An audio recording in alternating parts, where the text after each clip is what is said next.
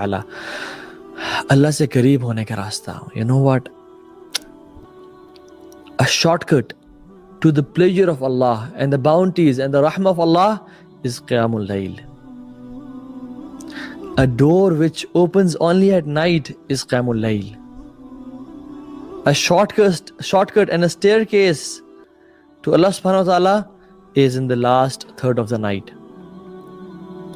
تتجافى جنوبهم عن المضاجع يدعون ربهم خوفا وطمعا ومما رزقناهم ينفقون. وہ لوگ کیسے ہیں جو اللہ کے بندے ہیں؟ وہ کیسے ہیں؟ تتجافى جنوبهم عن المضاجع، ان کی جو پہلو ہیں، ان کی جو سائڈز ہیں وہ بستر سے نہیں لگتی زیادہ. They sleep very less.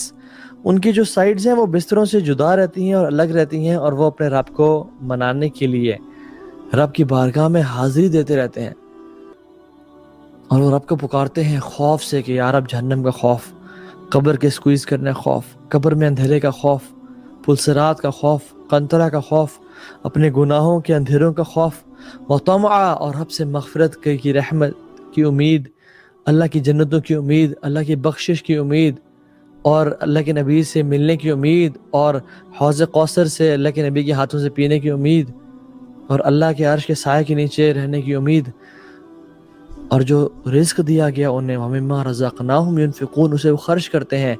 تو یہ لوگ جو ہیں جو یہ رب کے لیے اتنی سیکریفائز کرتے ہیں، رب نے کیا دینا ہے ان کو؟ تو رب بھی کہتا ہے کہ فَلَا تَعْلَمُ نَفْسٌ مَا أُخْفِيَ لَهُم مِّن قُرَّةِ أَعْيُنٍ جزاء بما كانوا يعملون. تو کوئی نفس جانتا ہی نہیں ہے کہ ان کے لیے ہم نے کیا چھپا کے رکھا ہے جو ان کی آنکھوں کی ٹھنڈک کا باعث بنے، اور ان کو دیا جائے گا. کیوں؟ کیونکہ وہ نیک اعمال کیا کرتے تھے. ابن قیم الجوزی رحمہ اللہ فرماتے ہیں beautiful statement, why the reward is hidden, because دنیا کی زندگی میں بھی وہ بڑے چھپ چھپ کے رات کو کوئی جانتا نہیں تھا، کوئی پہچانتا نہیں تھا، وہ چھپ کے رب کی عبادت کیا کرتے تھے. تو اللہ نے ان کے ریوارڈ کو بھی لوگوں سے چھپا لیا اور بتایا ہی نہیں. قرآن میں بتایا ہی نہیں کہ ان کو ریوارڈ کا کیا دیا جائے گا، اور صرف کہہ دیا کہ فَلَا تَعْلَمُ نَفْسٌ مَا أُخْفِيَ لَهُم مِّن قُرَّةِ أَعْيُنٍ، کہ کچھ کیا نفس کون جانے ان کا ریوارڈ کیا ہوگا جو ان کی آنکھوں کو ٹھنڈا کر دے گا، یعنی ان کے دل کے سرور کا باعث ہوگا، اور ان کو جو لذت اس کو دیکھنے سے نصیب ہوگی، امیجن ٹیسٹ کرنے سے اور پانے سے کتنی ہوگی کہ صرف دیکھنے سے ہی ان کی آنکھیں ٹھنڈی ہو جائیں گی.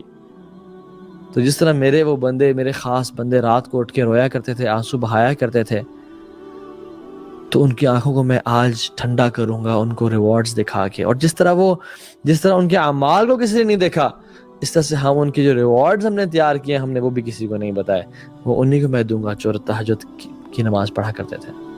لیکن اللہ کچھ تو پتا ہوگا ہمیں، کچھ تو ہم جانیں کہ ملے گا کیا، کوئی تو ہنٹ ہو. جی ہمیں ہنٹس ملتی ہیں، ہمیں احادیث ملتی ہیں.